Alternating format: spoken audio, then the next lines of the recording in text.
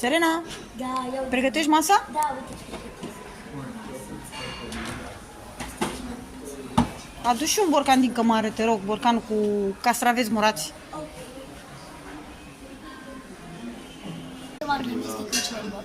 Uite, îți place cum e așa? Trebuie să mai pun câteva condimente.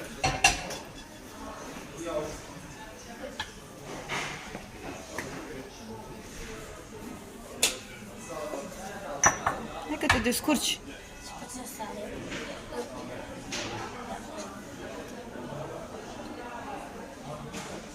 Ce o cafeluță de mișoară? Da. Serviți, vă rog.